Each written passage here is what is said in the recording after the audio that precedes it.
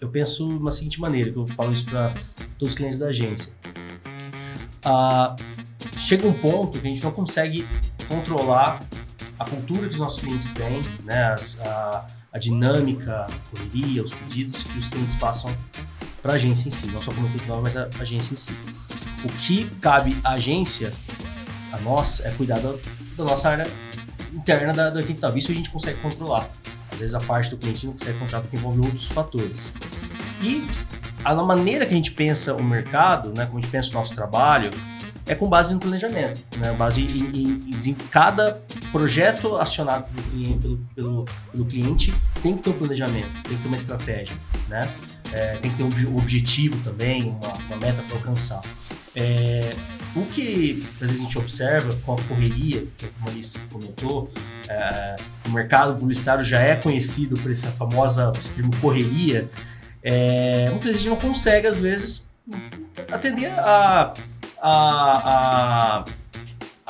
expectativa que o cliente está ali solicitando, por conta a gente precisa realmente de um fôlego ali para desenvolver todos os materiais que é solicitado. É uma coisa que a gente cuida com muita atenção desde 89, sempre trazendo isso para o cliente. Todos os trabalhos da 89 a gente realmente tenta ser pautado pelo planejamento, né, ter um olhar com mais atenção, com carinho, para apresentar isso para o cliente. A gente vem desenvolvendo outras frentes dentro da agência, como área de mídia, área de ads, de dados, de pesquisa também, uma coisa que a gente quer agregar aí nos próximos meses. Eu acho que também é importante também, né, só complementando, o cliente entender que momento que ele está no negócio dele e que tipo de agência vai agregar na mecânica do dia a dia, né? Então, será que eu como empresa estou preparado para ter uma consultoria de agência? Qual tipo de agência que eu preciso? Preciso de uma agência que vai performar, que vai cuidar de toda a minha parte de ads, que vai focar só nisso, por conta do meu budget? Preciso para uma mídia maior, uma mídia nacional? Ou preciso contratar uma agência que tenha um pouco mais esse olhar, ou uma agência mais de social media, de trade? Então, acho que é importante também, é uma coisa que eu tenho visto, né, no dia a dia, a gente também entender qual que é a fase de vida, né, de vida de mercado que ele está, e escolher, né, uma agência que vai atender essa necessidade, entender o formato da agência também, quais são os processos que essa agência tem, né, que aí só assim, eu acho que o processo agência e cliente não existe como ser feito de um lado só fazer bem feito, tem que ser os dois lados juntos. Então, a gente fala muito de proximidade, acho que a 89 hoje, nós tivemos um crescimento de 2022 até aqui de mais de 80%, a gente praticamente dobrou o tamanho da agência nos últimos 2 anos. No último ano a gente teve um turnover muito baixo, né, uma queda, então assim, a gente conseguiu manter a gente tem conseguido manter a mesma equipe, mesmo uma pessoa que está aqui com a gente no bastidor que saiu, mas passou um grande tempo com a gente, muito, muito bacana, 89, e continua junto com a gente, né? Mas eu acho que importante também. Eu acho que é uma né? Exatamente, é uma fase importante com a gente muito tempo. Eu acho que é importante isso também, é uma coisa que e a gente sempre tenta deixar as portas abertas. A gente entende também esse ponto, como eu falei aí, dos degraus, né? Acho que o 89 tem que ser um degrau para o próximo momento